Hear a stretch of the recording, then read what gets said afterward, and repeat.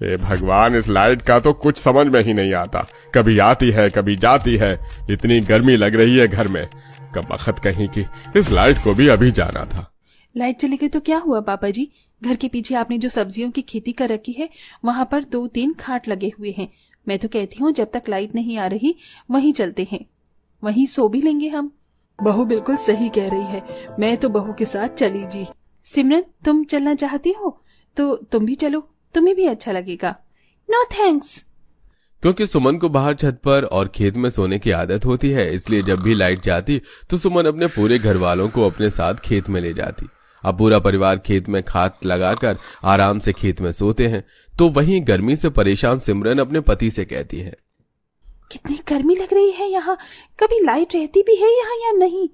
सिमरन, तभी तो भाभी तुम्हें कह रही थी कि खेत चलो, और अब तो मुझे भी गर्मी बर्दाश्त नहीं हो रही। मैं भी खेत जा रहा हूँ सोने में, तुम्हारा मन हो तो आ जाना। तुम्हें जाना है तो तुम जाओ, मुझे कोई शौक नहीं है तुम्हारी उस गवार भाभी की बात मानने का। अब दिवाकर भी सोने के लिए खेत चला जाता है, पर सिमरन अपने कमरे से बाहर नहीं निकलती। समय यूं ही बीतता है और एक दिन, हे भगवान, इस एसी को क्या हो गया? घर में तो कोई है भी नहीं, पापा जी भी खेत गए हैं, अब किससे बोलूं?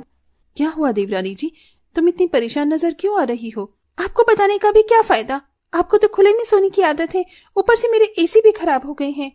इसीलिए कहते हैं देवरानी जी, सिर्फ एसी की हवा खानी सेहत के लिए सही नहीं। अगर आप मेरी तरह खुले में सोने की आदत डाल लेती तो आज एसी के खराब होने पर आपको इतनी दिक्कत न होती। और वैसे भी अब तो रात होने वाली है, अगर एसी वाले को मैं बुला भी लूं तो वो कल सुबह से पहले नहीं आने वाला। पर कोई बात नहीं, आपकी गवार जेठानी आपके लिए इतना कर सकती है। मैं अभी एसी वाले को फोन करती हूँ और उसे कहती हूँ कि जितनी जल्दी हो सके वो कल आकर सबसे पहले आपकी एसी ठीक कर दे। भले ही सिमरन सुमन को गवार कहती, पर ऐसे समय में भी सुमन अपनी देवरानी का ही साथ देती है। अब अगली सुबह एसी वाला एसी ठीक करके चला जाता है, पर एसी के पानी का पाइप कमरे के बाहर कर देता है, जिस वजह से एसी का सारा पानी कमरे के बाहर बाल्टी में स्टोर करना पड़ता है। सिमरन, मैं खेत जा रही हूँ, शायद रात को घर भी ना आऊँ। अगर तुम्हें खेत में सोना हो या तुम एसी की वजह से परेशान हो तो घर के पीछे ही खेत है, 10 किलोमीटर की दूरी पर, आ जाना। इतना बोलकर सुमन खेत चली जाती है, जहां वो अपने ससुर के साथ सब्जियों की खेती करने में उनकी मदद करवाती है। ये क्या बहू, तू अपने साथ तकिया और चादर लेकर आई है? आज रात भी यहीं सोने का इरादा है क्या?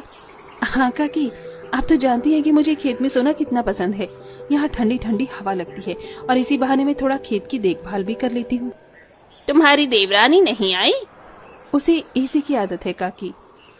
इस तरह सुमन अपने ससुर का